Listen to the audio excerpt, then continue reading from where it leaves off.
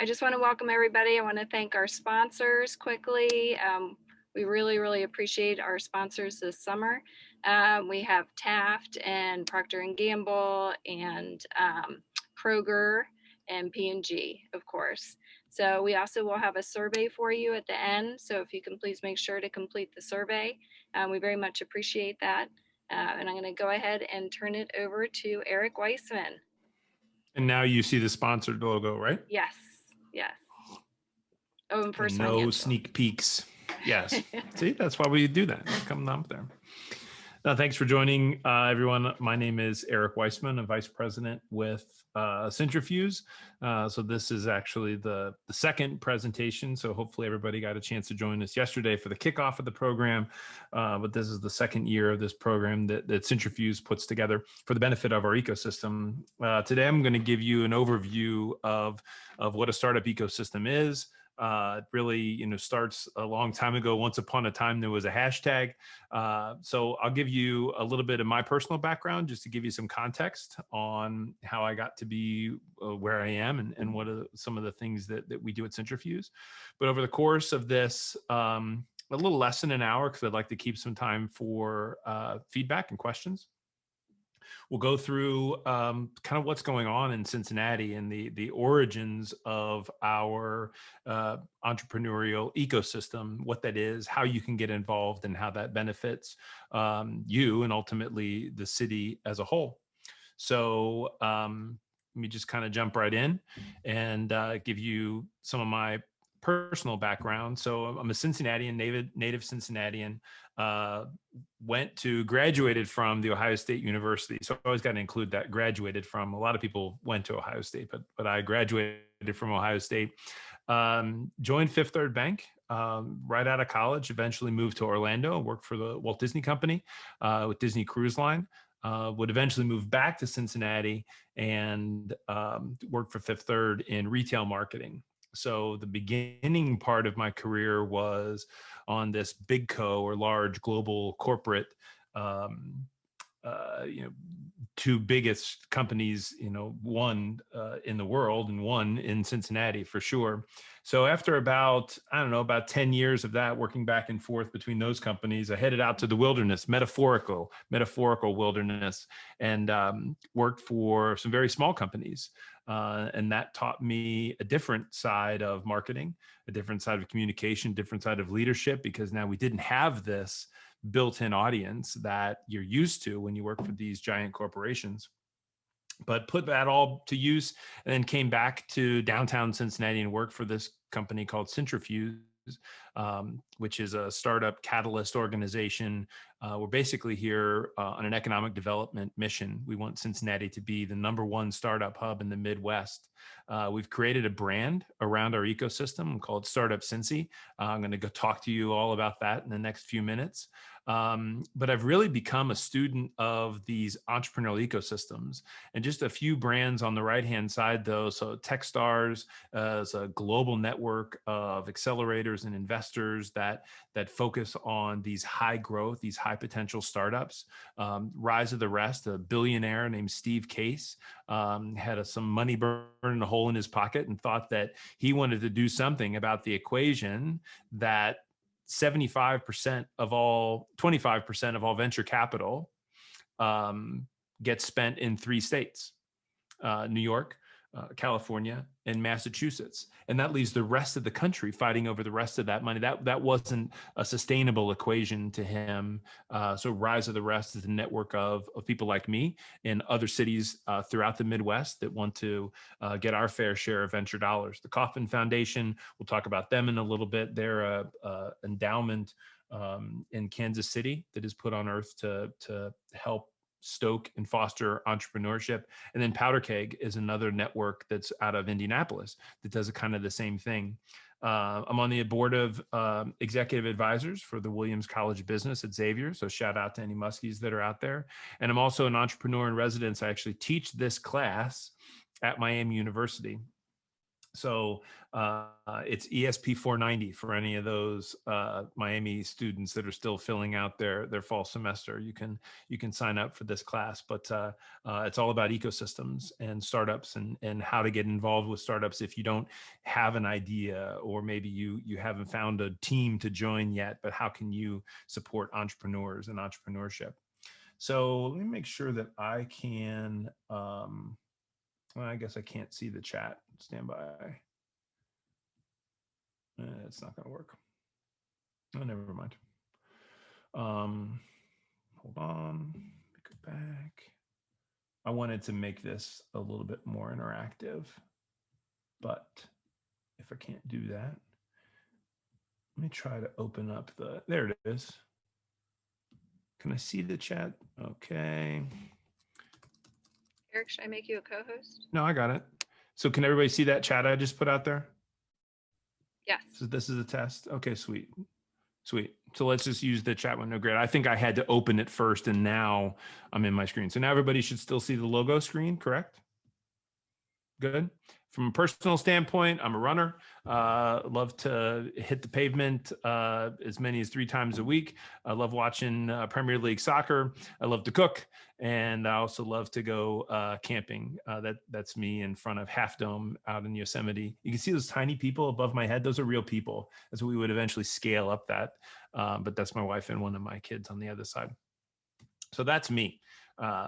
So let's talk a little bit about startups. And here's one of the things. I just want to play this game. I like to do this at the beginning of presentations, just to get everybody's kind of feel for from where you're at and how you feel about this question. If we could boil it down, that startups need just 3 things. So pretend like they just need 3 things, and we can put these in order. What do you think would be the most important thing that they need? What did they need first? They need talent, customers, or money? Just throw some things up. Who thinks that, what is the most important things of these 3 that startups need? An idea, okay, good. Customers is a lot. Money, and this is fun to do because there's really no wrong answer. You can talk through a lot of these things, but what I feel the most important thing that startups need is customers. Without customers, you really don't have a business. If somebody isn't paying you for what you need, or for what if they don't need and aren't willing to have some sort of transaction, it's not really a business. It's really just a business plan or an idea. Talent is important too, because you need people to bring that plan to life. But hopefully, if you've got some customers, you've got talent that's willing to and wants to work with you because they're going to get paid. And that's where the money comes in, is that there's usually venture dollars or private investment that will help you get beyond that ideation stage and into actual business, because you've got customers and you've got a team that you want to pay for. So when you think about that, I think it's helpful just to think in the context of what makes up an ecosystem, but really kind of why are we doing this, and what conditions are present in an ecosystem that will allow this to thrive. So over the course of the next few minutes, and I'm going to go through this pretty quick, but we'll make all this available. I'm sure this is being, you said this recorded, so anybody can go back to refer to this. But we want to go over what is entrepreneurial ecosystem buildings, why focus on entrepreneurs, what's the future look like what are other people doing to support entrepreneurs, how is Greater Cincinnati holding up, how are we contributing to that, and are we leading, are we behind, kind of where do we sit? So again, let's put these things in the chat of, what are some reasons why would you focus on entrepreneurs? Right? Why would you think that entrepreneurs are how a city is going to grow? Just kind of stream of consciousness things. I'd like to see, what your guys' ideas are of why a city should focus on entrepreneurs. Innovation is great. They come up with new ideas. They come up with new things. Cost effective. Entrepreneurs can be pretty scrappy and savvy. New perspectives as far as the you think about smart cities and how smart traffic lights and smart parking spots, that's innovative and that's attractive as well. So those are all great. They're also the creation of net new jobs. all net new jobs come from startups. Think about that. So we're blessed with big cos, large global corporations that are headquartered here. And when I go over the origin story of Centrifuels, you hear a lot of that. But P&G doesn't create new jobs. It's all kind of attrition. They get rid of as many people here as they hire. And I'm not poking fun at them. It's just a matter of being that big. But all net new jobs come from a startup, right? If the Zand and Eric Corporation starts tomorrow and we start hiring people, those people weren't employed yet. We're creating net new jobs. It also is a way to bring outside investment. This is a way to attract new people to Chattanooga, to Albuquerque, by saying, what's going on there? Well, I think I'll invest some of my money in there to see that grow. And it really involves the community because, like a lot of you were saying on the chat there, it's innovative. It gets people excited. It's something else that's going on besides some of these big employers that we need too. So when we talk about who an entrepreneur is, this takes different angles as well. You got a Main Street entrepreneur. That's the mom and pop, could be a restaurant owner, it could be a dry cleaner, but these are the sometimes we'll call them lifestyle businesses. A lifestyle business just refers that there's no or very little outside investment. The money that is being made by that entity is going back to the owners. So there's a Main Street business. There's also micro enterprise. Micro enterprise is something that goes beyond just one location, and don't think of it as a franchise, but think of it as like multi-location. But I've got a grass cutting business or a landscaping business. And I've got a couple different crews, and I'm building this, this small business. Then there's innovation led. That's really where the term startup kind of comes to play. Is something that has technology. It's tech or tech enabled. Has technology as a part of its solution. Whether it's a core software offering, or that there is some sort of technological layer that helps enable that service. So innovation led. And then there's second stage. It's another form of an entrepreneur. Second stage in Cincinnati would be a company like Paycor. Is another one to look at, that they've been a small business. They grew as a scaling startup, and now they've got an outpost in, I think, Houston, somewhere in Texas, and on the West Coast. So they're not just in Cincinnati anymore, but they're not Kroger, right? They're not Fifth Third. They're not, way at the top there. They're in that second stage. So that's when we talk about entrepreneur. That's just for definition's sake. That's where we're talking about. So the Kaufman Foundation, back in, I don't know, just about 5 years ago, they did this study and discovered that new business creation in the United States, new business creation was at a 40-year low. And this is all pre-pandemic, and post-pandemic, it's even worse than that. So, this is troublesome for an organization that has, Scrooge McDuck money. They've got $7 billion endowment that is here to support entrepreneurs, and they give $50,000, $100,000 at a time to these organizations. So they realized that the normal stuff wasn't working. Despite funding all of these organizations, new business creation was still falling. So the thought process that they had was, what if we agreed that entrepreneurs need communities? Communities are really ecosystems. Ecosystems, because they're complicated, ecosystems need builders. So what if entrepreneurial ecosystem building was a thing? Like, what if it was a practice? What if it was something you could be good at? What if it was something you could study? What if it was a major? Sports management is a major, right? Urban planning is just civil engineering with a few things slapped onto it. So that's what got my wheels running, and why I reached out to my friends at Miami University and said, I want to teach this class on entrepreneurial ecosystem building. And now we're doing it. It's been 3 semesters that we've got under our belt. And it's really got the attention of a lot of folks at the Kaufman Foundation and at other universities who realize this is a career path for students. That you've got the entrepreneur, the founder at the front of the train, kind of the locomotive that's pulling the rest of the cars down the track. The rest of the cars are that talent piece that we talked about earlier. So those are 2, pretty pretty big personas there, but what if I'm not a locomotive? And what if I haven't found a team to join? Who's at the front of the train, like a snowplow, right? Just kind of pushing everything to the side and getting things ready. That's what an ecosystem builder does.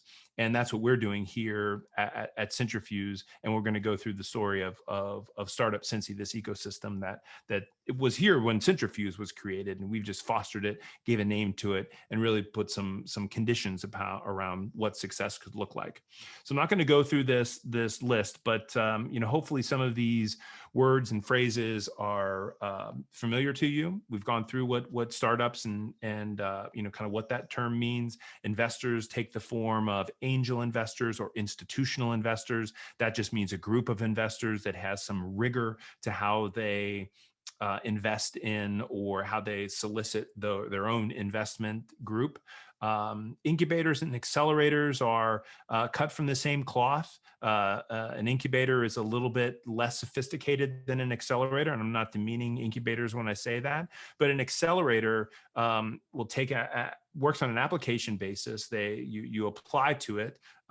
They take a cohort, a class of startups, and then they smash 2 years of experience into 4 months. They give each startup some money, from $50,000 to $100,000 at some accelerators. They take 6% equity in the company. They push their babies out of the nest and fly, be free. That's how they're going to make their money back, is when future follow-on investments come to those incubator cohorts that have gone through that. I'm sorry, accelerator cohorts that have gone through that program. But then you've got the places. You've got maker spaces that actually make something physical, 3D printing lab or a tool and die facility, the woodworking places. You've also got co-working spaces. We happen to operate one at Centrifuge called Union Hall. It's right smack dab in the middle of downtown, 38,000 square feet of space. Co-working is kind of a casual desk space. So I can come in on a monthly basis, month-to-month basis. Think of it like joining Planet Fitness or LA Fitness or something like that, where there's a number of treadmills. I may not run on the same treadmill every day, but hopefully you've got one ready for me and I can come in on a casual basis.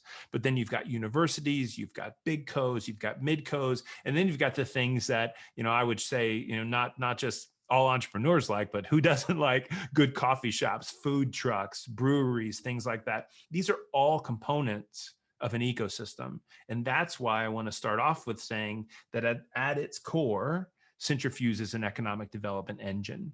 We're going to give a reason for people to move to or stay in the greater Cincinnati region. And we're going to do that by fostering innovation and entrepreneurship. And these are the components of the thing. We don't have everything to do with all of those, but these are the components that we need to pay attention to so that it's a thriving ecosystem, just like an ecosystem in the real world, right? From nature. Like you think of a rainforest, it's not just all tall trees and it's not just all ferns at the bottom. There's an ecosystem, an interplay between all of them. So, spoiler alert, here's what the Startup Cincy ecosystem looks like. And we'll come back to this. We refer to this graphic several times, but there's over 65 organizations spread out at varying stages of an entrepreneur's. This is from an entrepreneur viewpoint. I'm at the imagining, incubating stage, demonstrating market entry and growth. These are all the resources that are available to startups, to founders, to investors here in Greater Cincinnati. But it didn't always look that way, right? That's the spoiler alert. I just went Quentin Tarantino on you, kind of finished with the end of the movie. Now we're going to work back to the start. Back in, this has probably been, so I've been with Centrifuge for 8 years. This was probably about 7.5 years into it when one of our second CEO, Wendy Lee, we were getting together and Centrifuge is a membership-based organization where we take tech and tech-enabled startups, and our goal is to move them to the next lily pad. Wherever they need to be in their journey, I'm going to move you forward. And we work on a membership model, just meaning that you have to tell me, what's the name of your company? How do you pronounce it? What vertical are you in? How do you think I can help you? And so we had a new member gathering. This was Wendy had just started. And it was pretty inspirational to hear these members talk about, what they were doing and what their ideas were. And she comes up to me afterwards. She's like, these guys need T-shirts or something. We need to make sure that they feel like they're belong to a family. And at the time, this was the Centrifuge logo, and it wasn't the most attractive. There's been several comically derogatory terms about what this kind of looks like, and so I knew that nobody was going to wear a Centrifuge. And it's a funny name. It's a made up name. This isn't something that is going to be on t-shirts all over town. But yeah, at the time, there was a number of different initiatives that were around this made in Cincy kind of mindset. Um, this was when the digital Rhine was a thing. So over the Rhine area, things with the word Cincy in them, Cincy Tech, Built-in City, Queen City Angels. There's a lot going on. And for those of you that are familiar with Rheingeist, the brewery just down the street was just starting off. So Rheingeist still has Cincy made on its labels, and it came from this era, from this time, because people wanted to identify and be part of a group and signify that they too were part of this innovation pioneering movement. So there was a hashtag floating around, and oh, by the way, if you want to, you can put like questions in the chat, and I'll either hit them in the flow, or get to them at the end. But don't be shy about commenting to each other on in the chat window. So hashtag Startup Cincy was a thing. Social media shorthand, just a way for the entrepreneurs to kind of tag each other in conversations. Everybody knows what a hashtag is. So that was floating around, and I thought this was a lowest common denominator, right? This was something that we can all kind of rally around. So at the time, there was a Facebook group. Somebody had started a Facebook group, thought that would be a good way for us to communicate. So there was a Startup Cincy Facebook group. Not only was there a Twitter hashtag, but there was a Twitter handle. Somebody had not purchased, but had gone and grabbed that Twitter handle, but a different group ran that. Somebody squatted on the URL startupcincy.com, and they had bought it so nobody else could buy it. So there were these kind of disparate things floating all around, and it needed some leadership, right? It needed some cohesion to kind of bring it all together and have it make sense. So I wanted to design a t-shirt and wanted that to be back to what Wendy had kind of charged us with, to say like, let's form something that we can all kind of get along and agree with.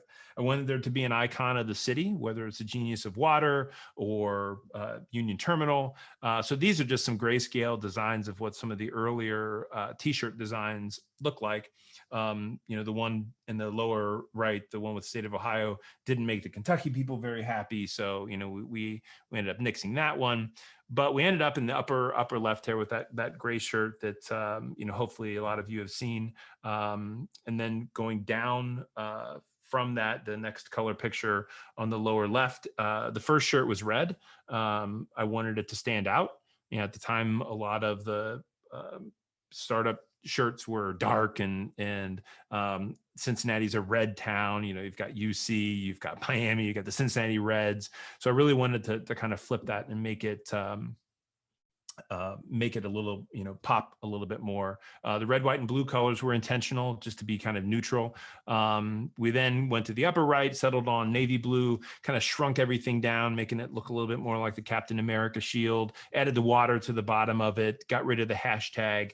And that's it's the brand mark that we've been working with now for the last several years. And then just the lower right is the blackout tee. That was the most popular one that we did, and still serves as one of the most popular ones.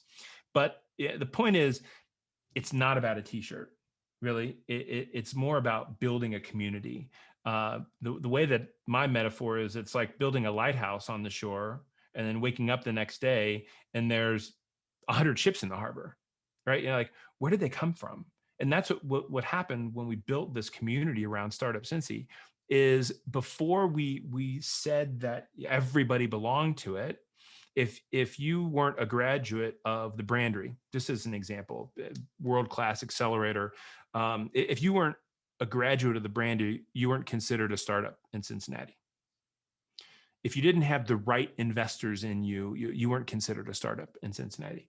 And we felt that wasn't fair, that wasn't sustainable, and that really wasn't accurate, because we thought there was a lot more going on than just the scenes that everyone saw.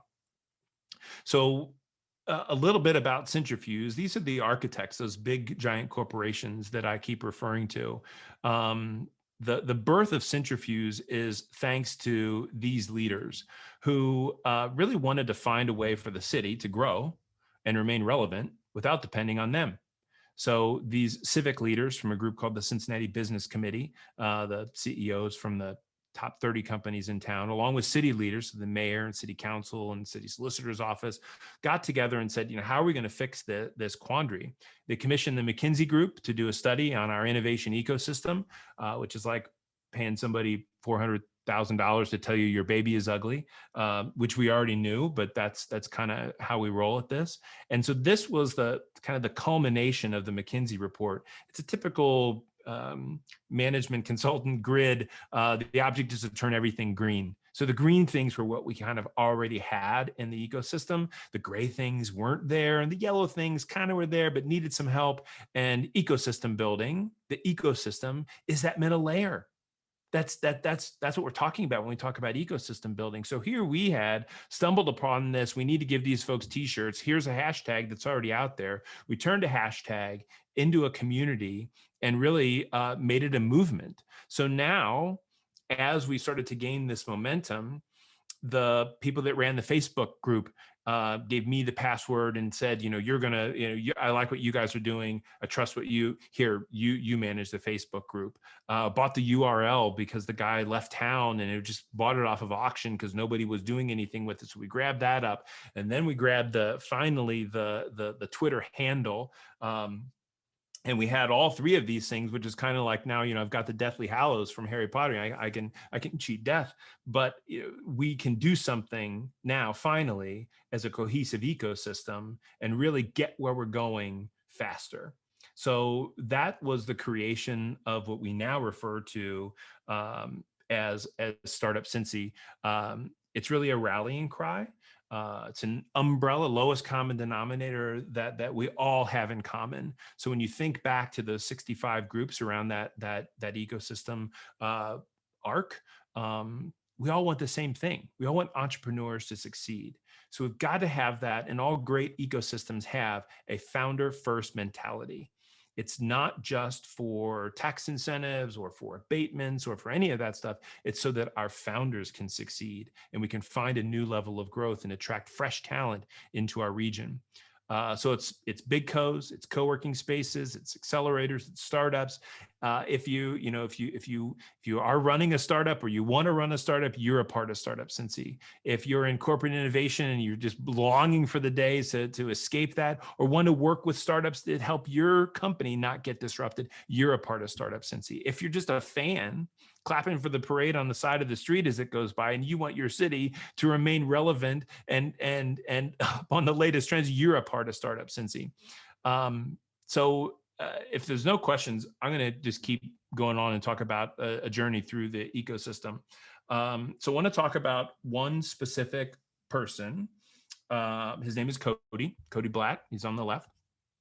And I want to talk about how he touched a number of different nodes across that ecosystem, because I think it's very relevant for this audience in particular, but kind of show the it takes a village mentality of how this all comes together. So we're going to go on Cody's journey from being a student to going into a cohort and now being a startup founder. So I'll need to move the chat window so I can see everything here. So again, here's what the ecosystem looks like. So Cody was a student at the University of Cincinnati. So he was in their law program. And there was the law group got together, I think, on a monthly basis. Asterisk here, this is all pre-COVID, obviously, when we used to do this with a little bit more regularity, get together in public. But Cody was a law student, saw that there was a group that got together on a monthly basis that was made up of fellow law students that wanted to help out entrepreneurs. So it's kind of some free help, but they would do IP research, they would do business plan scrutiny, and just kind of helping budding startups, not necessarily UC startups, but helping budding startups grow, but also helping budding lawyers, cut their teeth too.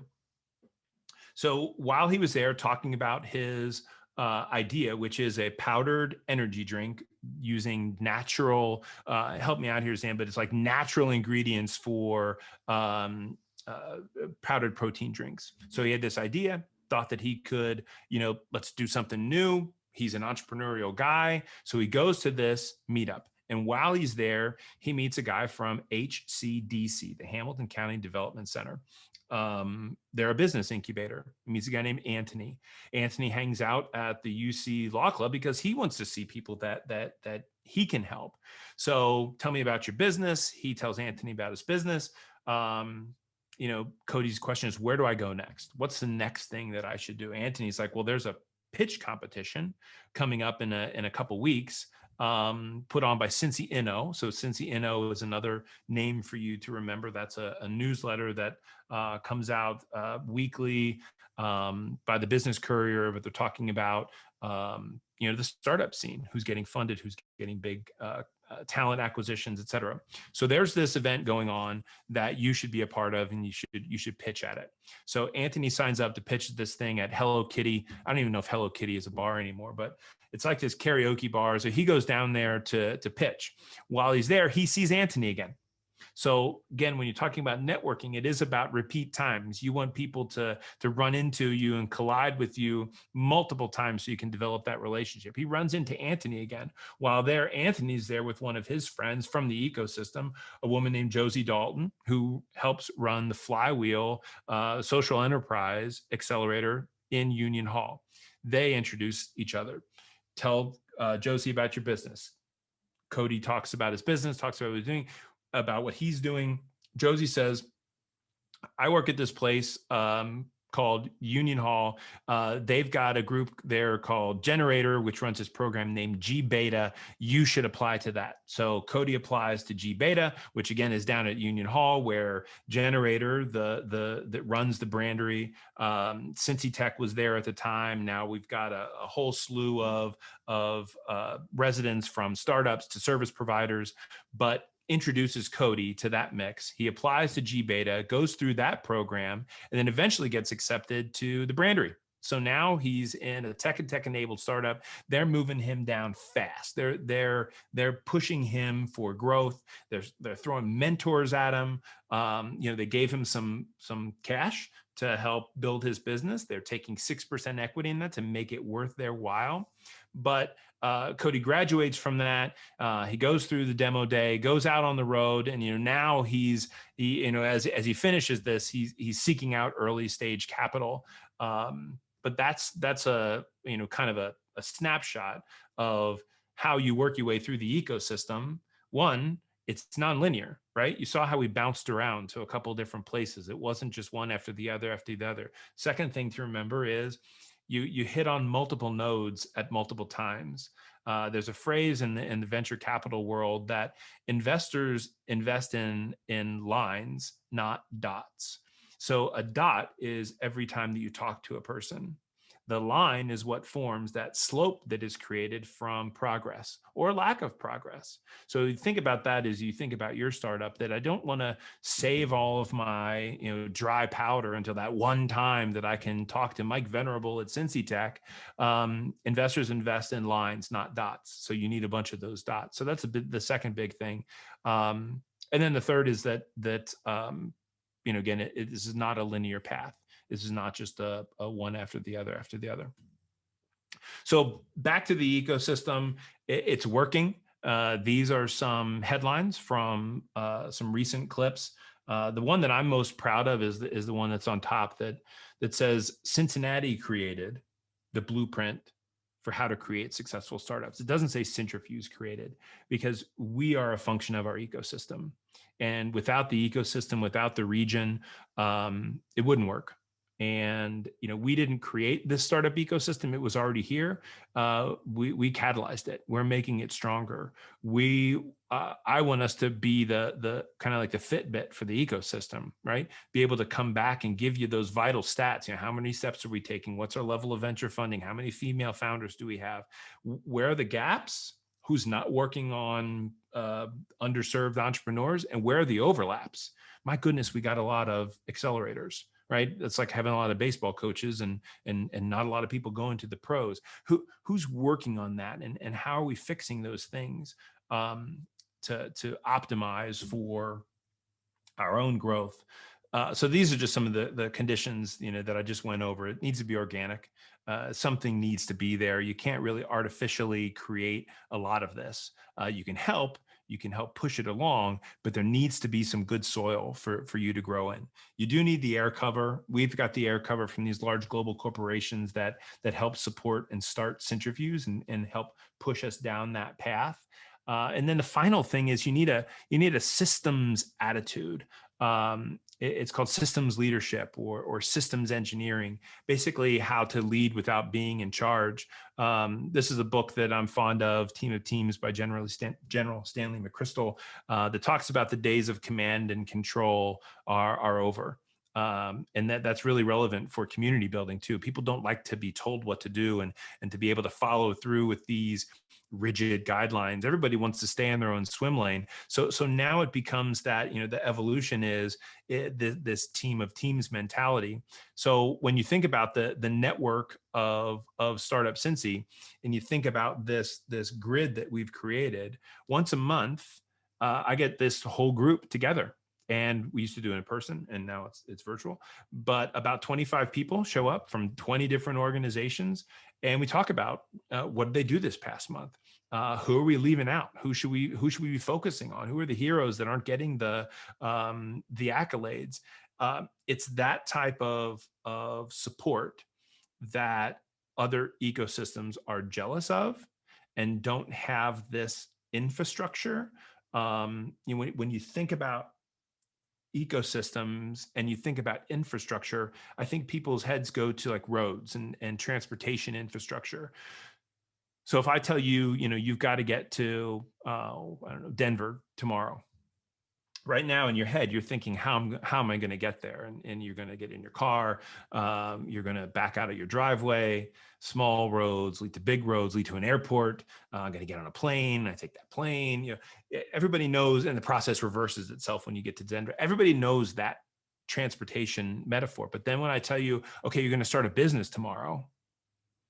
Now, what kind of infrastructure am I talking? Do I get in a car? Do I wait for a bus? Shouldn't there be public transportation around here if I'm starting? How do I get on? So that's this type of GPS, this type of infrastructure that we're trying to make it easier. We're trying to lower barriers to entry for entrepreneurs of all makes and shapes and sizes and technology and diversity of age, of demographics, of gender, of lifestyle business.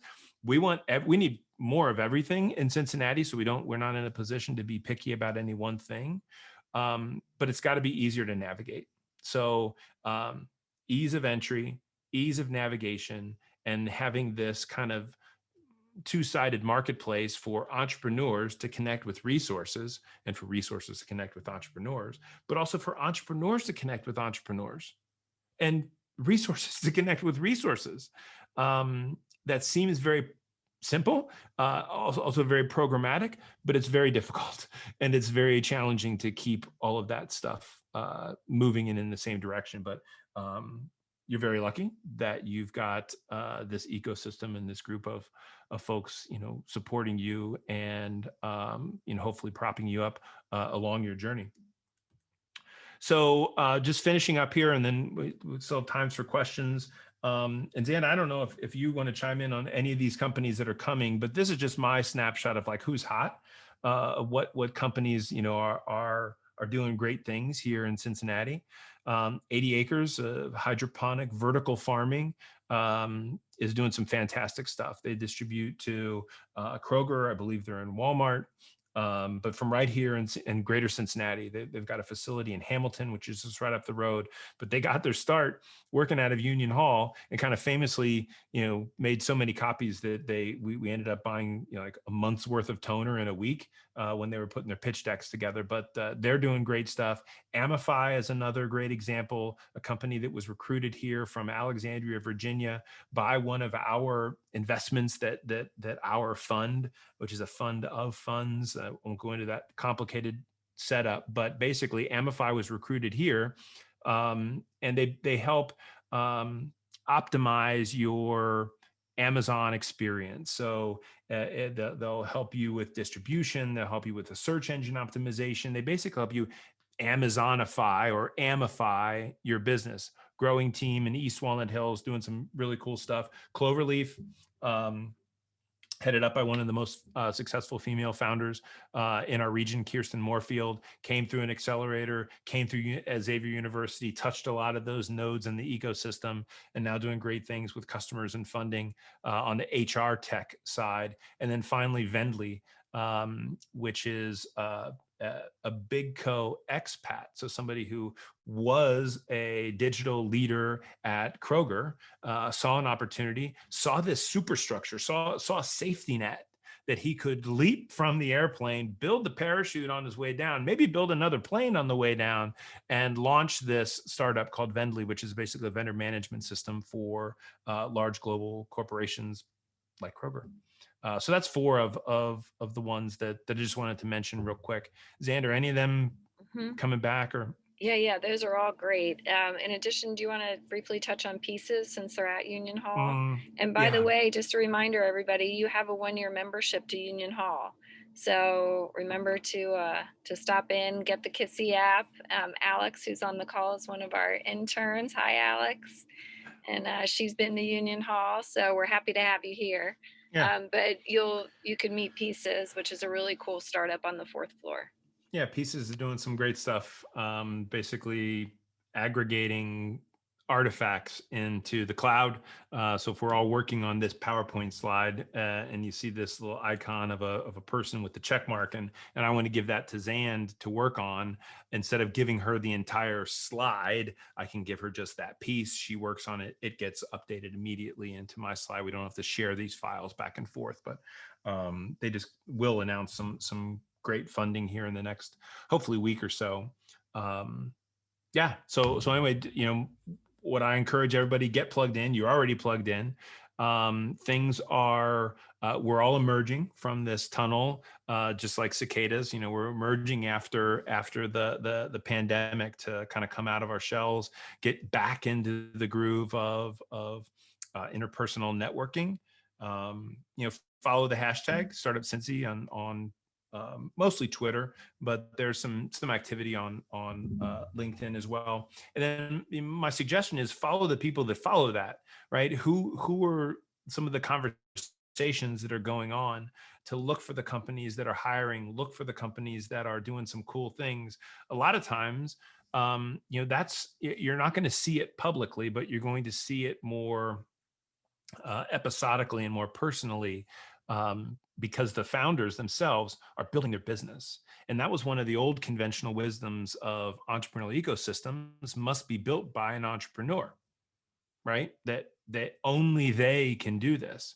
But the truth is, entrepreneurs want to entrepreneur. They don't want to build a community. They'll take advantage of it if it's there, and you need to have their their attitude and their well-being in the forefront of your mind, but they got a business to run, so you can't depend all on them, to carry that water. That was a big turning point when we realized that the community would serve. The community would serve entrepreneurs, but entrepreneurs can't be dependent on to run the community on their own. So, anyway, that's it. I talked fast. I'm sorry about that, but I wanted to make sure that we had any time for questions or anything that we wanted to take this opportunity and talk through. So please feel free to unmute and ask your questions to Eric. I just dropped the survey in the chat. If everybody could complete the survey as well, that would be really helpful. Somebody asked about Union Hall, and thanks, Alex, for responding. And then please ask Eric a question or two. He'll be hurt if you don't. I will not be hurt. I'm fine. He just gave you a fantastic presentation. So we should have at least one or two questions. Do people understand what an ecosystem is? Or go ahead. Who wants to jump in? Hello, Mr. Wiseman. I just wanted to say thank you for these very inspiring words. I just had one question. So I was wondering, what would be the one piece of advice you have for us rising entrepreneurs? Communication. Learn how to, and then that's what I meant by the lines, not dots. Don't wait till you have everything complete. Oh, I can't talk to this person until I have my, my story straight. And I know this. People want to help. And I think that's an inherent trait when you're talking about mentors and supporters of an ecosystem. They should want to help, almost from an altruistic standpoint. So don't wait until you have everything done before you start to ask for input and advice, because that can help you iterate or change or kind of modify as you're putting your product or service out there. Because if you wait too long, one, somebody could beat you to that. If you wait too long and you become too rooted in what your one solution is, and you didn't get this critical feedback from somebody, then you could have just ruined an opportunity, because you could have modified that if you would have gotten that information sooner. So I guess that'd be my one thing, is communicate, learn how to do that, and not take anything too personal. So what would you say is like the best form of communication for high schoolers to connect with other people? Most high schools nowadays will have some sort of entrepreneurship program. Right. I don't know if I'm assuming, are you in the greater Cincinnati region? If I say, okay, so there's a group called Incubator.edu, and I think they're at Lakota West, maybe Milford. Oak Hills is looking at it, but it's a curriculum that you buy. St. X has a program, but it's not.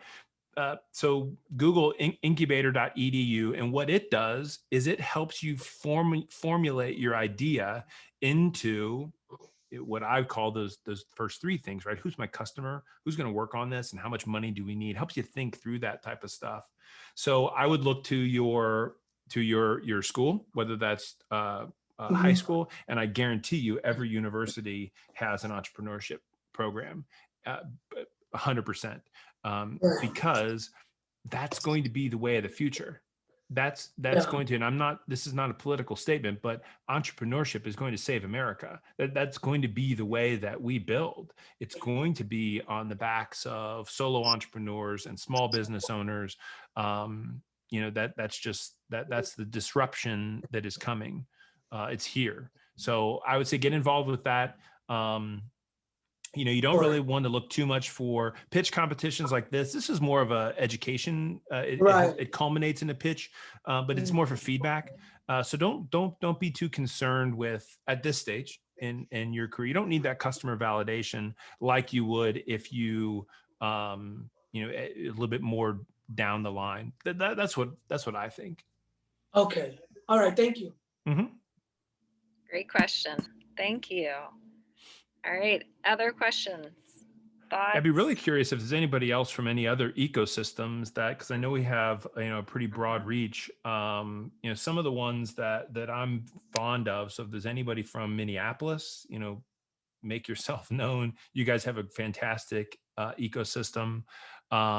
Austin, Texas is another one that I follow, but they're a little bit tough. They're kind of distracting because there's so much activity there. Whereas Minneapolis really has its act together and really focuses on the data of what's going on. Chicago is another really strong ecosystem. They drool over this map that we're showing here because they can't get themselves organized. There's actually too many resources there in Chicago, too many front doors. So there is while I say we need more of everything, and it's true, it needs to be simple.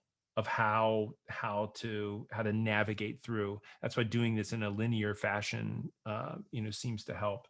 But I'd really like to know if there's anybody else that has any exposure to any other ecosystems that are out there. Hello, Mr. Weissman. Thank you so much for explaining these concepts to us. I have a couple questions. Number one is, you talked about dots and lines. Yeah. So could you explain how we go from being dots or just talking to people to making lines and making that line that you were talking about? Well, it's going to be created. So the guy that really has personified that in the venture capital world, his name is Mark Suster, Suster, and he's the principal at a group called Upfront Ventures, which is an investment that the Centrifuge Fund, we are an investor in that fund. So if you just Google Suster, dots not lines, I'm sorry, lines not dots, he can speak a little bit more eloquently. But think about it, that when you go for investment and you're pitching for your investment, you don't have much traction because it's the first time that you're pitching. So instead of waiting until like I said earlier, don't wait for that. Just go pitch now, because a good investor will remember you and want you to come back. So the first time we met, that's when that first dot gets put in. So how many customers do you have? What's your run rate? What's your attrition? What are some metrics? Let's keep a dot on that. The second time we met, now you've got more customers, you've got less customers. So that's when that figuratively next dot is put on the board. So this could be 6 months. This could be 18 months. It could be a year. The next time you meet this person, they want to see that progress. Now, there's a group in Cincinnati called Kinetic Ventures, CONNETIC Ventures, and they've got this down to an algorithm. It's a AI driven, and they call the product Wendell. And when you meet with them and you go through the Wendell process, it attaches on to your pitch book, which is a platform that a lot of startups report their fundraisers and their information. It looks at your LinkedIn. It mines a lot of this social data and starts to establish these lines, so that if you don't remember to go back to them to say, hey, how about another $1 million, or I'd like to introduce you or bring you into my Series B round. If you forget to go back to them, Wendell's tracking that line for the benefit of these investors. And I really think Kinetic is onto something. One, because it is a cool thing to kind of read in more than just take the temperature of the deal, but also it neutralizes it. So it doesn't care about gender. It doesn't care about. It looks at the investable facts of what's the traction of the business. So that's a way that artificial intelligence is very much helping diversify some of those really important decisions. I hope that helped. Yeah, thank you for that. And just a quick follow-up question. It's a bit different, but does a startup necessarily have to be innovative, or like do you have to come up with a new idea for startup every time, or can it be just a better version of something that already exists? Well, that's a great question. And I think a lot of times people are hamstrung by the fact that, well, I don't want to create a catch-up because there's already catch-up. If that were the case, there would be no Wendy's, no Burger King, no Popeyes, that we've got plenty of diversity there. But to be the only one in a category is a red flag. So when you're comparing yourself, you need to compare yourself to your market. You need to have some validation out there, because if you go out there and say, so the investors will say, who else is doing what you're doing? And the immediate cocky, egocentric thing to say is nobody's as good as we are. We're the only ones that are out there. That actually is a turnoff to investors, because they think there's no market. If you're the only one doing it, it's got to be something. So you want to be better. You want to compare yourself to those, those other investments, but you do need to seek out that differentiation. So that would be the yeah, and I don't have the perfect formula for that because, I'm not an investor. I would be terrible at it because I think that I think some of the greatest ideas, never pan out. And some of the ideas that end up being great, I'm like, well, why did you succeed? And some of these others not. So it's a nuanced thing, but my key for you to remember is that don't overlook your competition and don't forget to be different than them. Good advice for the pitch competition coming up. So as your team start to think about your topics and your business and what you're going to do. So I just want to thank everybody for taking the time to join us today. And thank you so much, Eric. You're a wealth of information. It's the fifth time I've heard it, and I learned something new every time. So thank you. There is a recorded version of the session that will be available tomorrow. We're going to put the recorded links on your ECTW calendar. So make sure to check the calendar if you know of anybody that wasn't able to attend today and is looking for it. I'll also please continue to check your email. I'll continue to send emails to you. I sent one about an hour ago, so check that one out. And we're sending GroupMe reminders as well. So everybody reminding you to check your email to make sure you get all the information.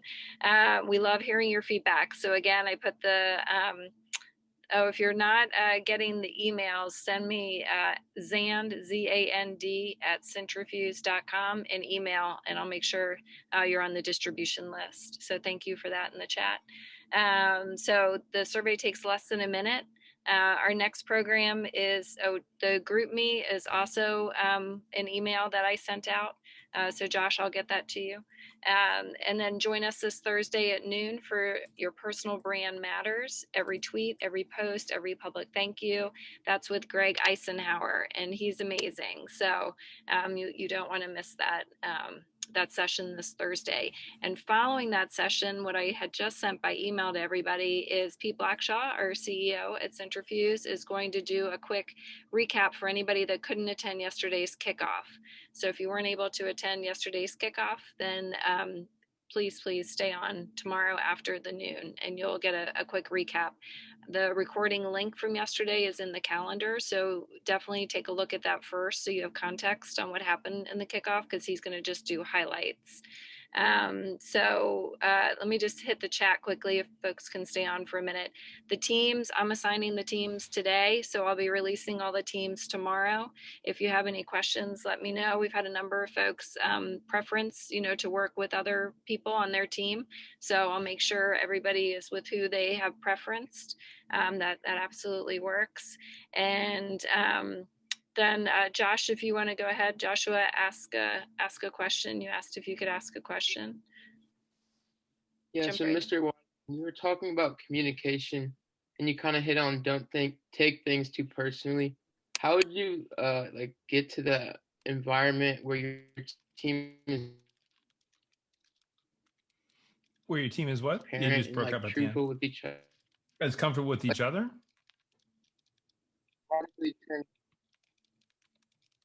Each other, where they're not hurting each other's feelings, or going against each other's beliefs, or that's going to take time. Sorry, no, I got you. Yeah, that's going to take time, and eventually, that will kind of settle down, and you all rally around a common thread and a common cause, and you kind of all see what you all bring to the table. One of the greatest examples of that, a program called Startup Weekend. It's run by a group called Techstars, and it's Miami University does a great version of this. They do it twice a year, and both times are for school credit. But on Friday night, you get together and people throw out there, here's my idea. It's basically the beginnings of a pitch competition. People throw out an idea, then they stand over there by their dry erase board, and folks will come out and they'll put stickers next to, and you vote for the top 6 ideas or the top 3 ideas, or however many they've decided to do for that weekend. And then throughout the weekend, the team forms around this idea. So it wasn't theirs when they came in, because if you don't have enough votes, you don't move on to have people working on your idea. So some of that is you're just going to have to build up that radar. And that's a fine line, right? Because I'm going to contradict what a lot of people say. And I think even Rod Robinson said yesterday, don't give up. At some point, you got to give up. At some point, you got to read these signs and say, it's just not working. But that's, how do you do that? Michael Jordan famously was cut from his high school basketball team, and look at what happened to him. There's exceptions to all that stuff. So that's where the art versus science comes in. There's not a real perfect example of that, but the best teams eventually figure it out, and eventually they the founding team will have complementary strengths. They will fit together like gears, and be able to work off of each other. Okay. Sounds good. Thank you so much. Great. Thanks, everybody. Thanks for staying over. I dropped my email in the chat. If anybody needs anything, please give me a shout. And Eric, thank you again. No problem. All right. We'll see everybody on Thursday.